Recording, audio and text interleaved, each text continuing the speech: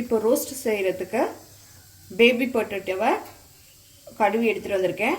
இது கூட தண்ணி சேர்த்து உப்பு சேர்த்து குக்கரில் ஒரு 2 விசில் வச்சு எடுத்துக்கலாம். இப்போ உருளைக்கிழங்கு நல்லா வெந்துருச்சு. நம்ம தோல் உரித்து எடுத்துகிட்டு வந்துடலாம். இப்போ கடாயில் 2 ஸ்பூன் அளவுக்கு எண்ணெய் சேர்த்துக்கலாம்.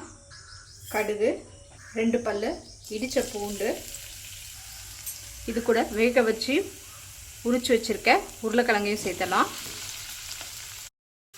நல்லா ஒரு 5 மினிட்ஸ் ரோஸ்ட் பண்ணி விட்டுக்கலாம்.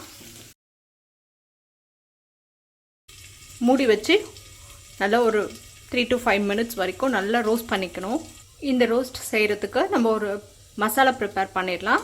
அதுக்கு 1 ஸ்பூன் பெப்பர், 1/2 ஸ்பூன் அளவுக்கு ஜீரகம், 1/2 ஸ்பூன் அளவுக்கு சோம்பு, 2 கிராம்பு, 1 ஏலக்காய், ஒரு சின்ன துண்டு அளவுக்கு பட்டை, 1 ஸ்பூன் அளவுக்கு தனியா. இதெல்லாம் நல்லா ட்ரை ரோஸ்ட் பண்ணிக்கலாம். இப்போ வறுத்துருக்க ஐட்டம் எல்லாத்தையும் கொஞ்சம் ஆற விட்டு நல்லா பவுடர் பண்ணி எடுத்துகிட்டு வந்துடலாம். இந்த உருளைக்கிழங்கு கூட ஒரு 1/2 ஸ்பூன் மஞ்சள் தூள், 1/2 ஸ்பூன் அளவுக்கு மிளகாய் தூள், கொஞ்சம் பெருங்காயம்.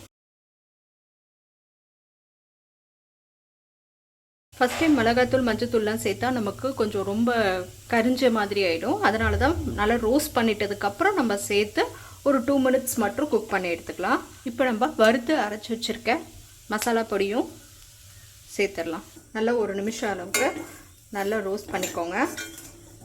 ஃபைனலாக இது கூட கொஞ்சம் கொத்தமல்லி சேர்த்து இறக்கிற வேண்டியதான். ரொம்பவே டேஸ்டியான பேபி பொட்டேட்டோ ரோஸ்ட் ரெடி ஆகிடுச்சு.